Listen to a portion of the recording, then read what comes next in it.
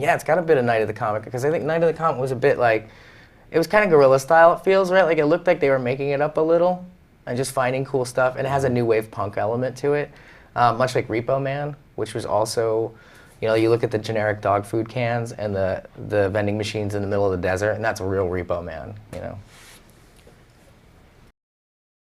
We made all this stuff, and we spent a long time making all the stuff, and then once we'd done it, it was actually much larger than Black Parade. Like, I would say almost 20 times more art was created for this than Black Parade. It's actually 22%. 22% more, and it was like everything down to the stickers on the car were made up companies, but even the fonts on the stickers were scrutinized, and the colors of the logos, and everything was like that.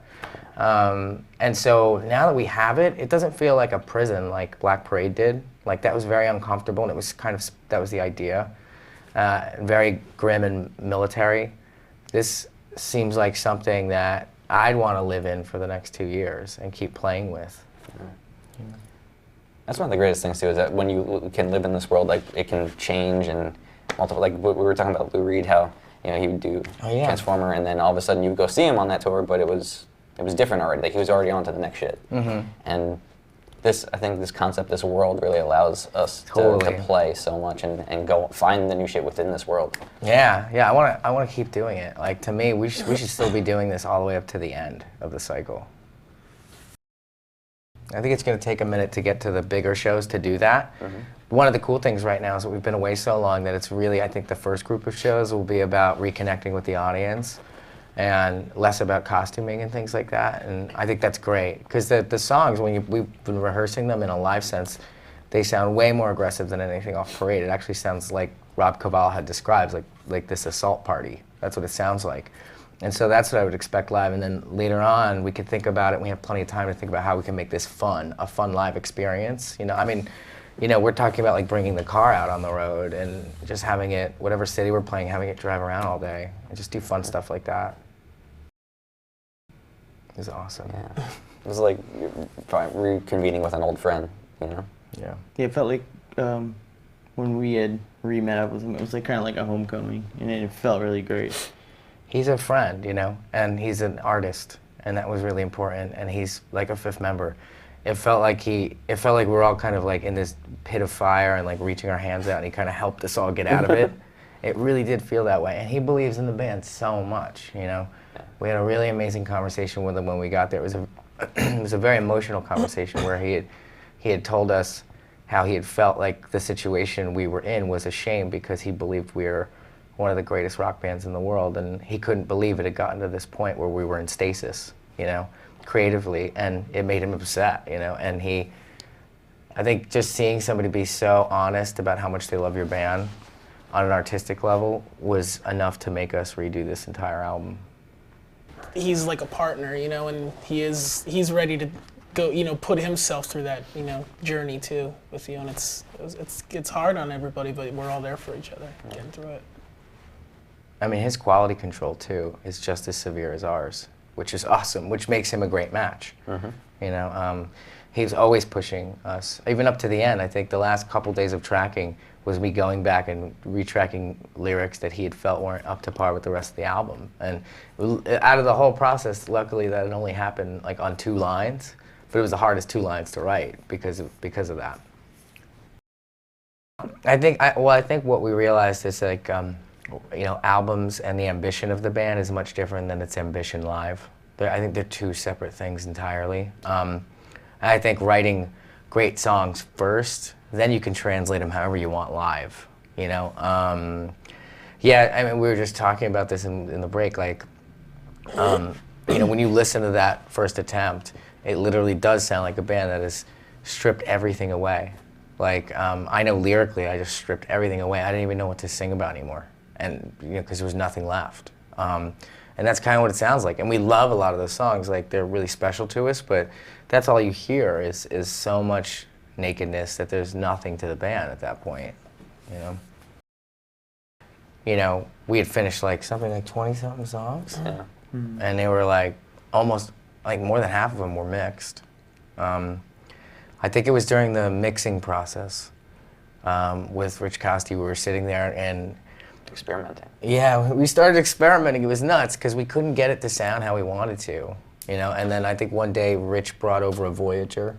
Yeah, we all started just picking stuff up and just trying things that we've never tried before. And then we started to this spark started happening. We started to see this other thing, and that was kind of where it started. That whole I guess the idea of what it would become. You know, it's funny too, but to his credit too, remember that first time he came to the practice studio? Yeah. He said, "You guys got to get yourselves some pedals. Yeah, You guys got to get some different, Yeah. new things you never tried before." And He was to dead spark right. the creativity. He was dead right. Rich said a lot of truth in that very first. He was the first person we met up with, and he Yeah, had to said produce. he'd asked really hard questions, kind of like, "Well, what are you rebelling against? What's going on here?" You know, and everything he said was actually completely accurate. Like he wanted us to just do crazy things and try new stuff, and we wanted to strip away experimentation. You know. So then the mixing process was really difficult, and I think that's when maybe on a subconscious level it started to creep into our bones that like, oh God, maybe this isn't right. And then we got a little bit of a break. We're gearing up to release this thing, taking photos and everything. I had gone to the desert with Lindsay because we've been working so much we didn't even get to take our anniversary. So we had like 2 days in the desert. That's all we could do. And then I had this epiphany, and I always knew I wanted the record to be set in the desert, and I had this kind of this fucking vision. I heard this song in my head, and it was like a chant. It was Na Na Na. It was the dumbest thing in the world. But I saw laser guns, and I saw muscle cars, and dirt, and masks, and Draculoids, and everything. And then, we went and just met up with Rob as a friend to talk about the situation we were in. And I kind of had this, I had this thing in my back pocket because I kept mentioning it. I was like, I wrote a song, I think it's really amazing, but I didn't talk about it too much. And then I think when I felt safe, and I felt that everybody in the band felt safe for the first time to be free with Rob, that's when I was like, let's just go do this really quick. And so we did it, and it was so obvious. We heard Nana, and we were like, to me, it was like, all right, we have a track one now. Now we have to start over. And it took a minute. We were 4 songs in before I think we all were fully even I was afraid of doing that, It took, I think we then did Vampire Money, and then I think we did Planetary, all very different songs. Yeah. So. Yeah, but that was the thing. I mean, when we met with Rob, you had that idea, and I was like, all right, well, what is this? Is it a new record? Is it a start? Is this start, step one again? Or are we just inspired to write a couple of songs? Right. And we just kept saying all right, well, if the inspiration is there, why would you shut it off? Even if it's not on the record or whatever, if we have an idea and it can be great, you have to chase it. And this crazy thing started to happen where you'd get one song, and then the next day you were so inspired you'd have another. And then by the end of the evening, you were working on another, and that's really what happened on this record. Now, it was hard, but the band was truly alive, and there was no rules. Because that last attempt had so many rules on it that the rules were gone, and that, to me, felt like, wait, we're really making a rock and roll album now, because there's no rules. Before, a rock album doesn't have rules, and that's what that last recording was. But it was just crazy momentum. It just kept going. And we didn't even have an agreement, right? For a while, Rob and us, we were just recording. We didn't know what we were doing. We didn't know what it was. Yeah, we weren't calling it an album yet. He didn't know. He had other stuff on the books for him to go work on, but we just kept doing it because it was so exciting. We make sure to take weekends off now, which is a new thing. I think when we first started the band, I think Howard had mentioned that, Howard Benson, or maybe and we were like, well, bands don't take weekends off. You don't, screw family. You don't need any of that. Right. But definitely now that's changed. But it still doesn't change, that we go in, usually around noon or 1 or 2 and don't leave till 3 or 4 in the morning. Yeah. It really depends on what's going on that day. Family definitely, though, I think helps you through it. You have people to play the stuff for and get honest to God opinions, no bullshit opinion about what you're doing, and that helps guide you, I think, through what you're doing and making sure you're on the right path and doing doing your best work. Yeah.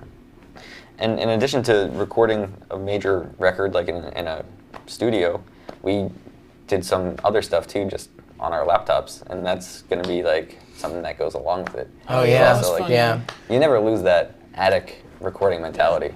You know, it's fun to do that kind of stuff.